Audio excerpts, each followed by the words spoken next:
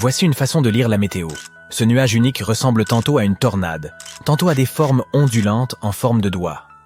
Dans la seconde version, il se forme à des hauteurs si basses qu'il touche presque le sol. Si vous voyez ces formations dans le ciel, il y a des chances qu'un temps violent soit proche. On les appelle panus, et le fait de les voir signifie que vous risquez d'être confronté à de la pluie, de la grêle, des vents violents ou des éclairs. Les panus ne constituent pas une menace en soi et ne sont qu'un signal de mauvais temps à venir. Vous voulez savoir comment ces monstres envoûtants prennent vie? C'est une question d'humidité. Lorsque la pluie rôde, de l'air chaud et humide remonte dans le ciel et agit comme carburant pour une tempête de pluie. En s'élevant, cet air se refroidit pour s'adapter aux températures froides de la haute atmosphère. L'humidité, cependant, reste sur place, ce qui entraîne la formation de nuages par condensation. Parfois, l'air n'attend pas d'atteindre les niveaux supérieurs de l'atmosphère pour se condenser. Il devient alors saturé juste au-dessus du sol, et le processus de condensation commence même en dessous de la hauteur des autres nuages. À mesure que l'air s'élève, il crée ces nuages appelés panus, orientés verticalement.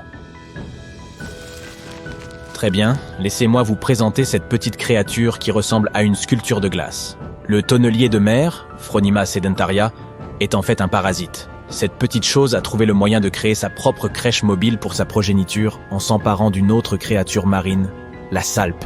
Les salpes sont des blobs gélatineux en forme de tonneaux qui dérivent dans l'océan sans déranger personne. Mais le tonnelier de mer aime l'utiliser comme sa monture. Avec ses impressionnantes griffes avant, le tonnelier de mer découpe l'intérieur d'une salpe pour la transformer en une structure de tonneau vide, puis il grimpe à l'intérieur et part vaquer à ses occupations. Des études ont montré que les salpes, même évidées, contiennent encore des cellules vivantes, qui aident à maintenir la structure du tonneau et constituent une maison solide pour le tonnelier de mer. Si cette créature vous semble familière, c'est parce que le film Alien s'en est inspiré. Ensuite, nous avons les dragons bleus. Ce sont des créatures étonnantes qui vivent dans l'eau. Elles ressemblent à de véritables chefs d'œuvre vivantes.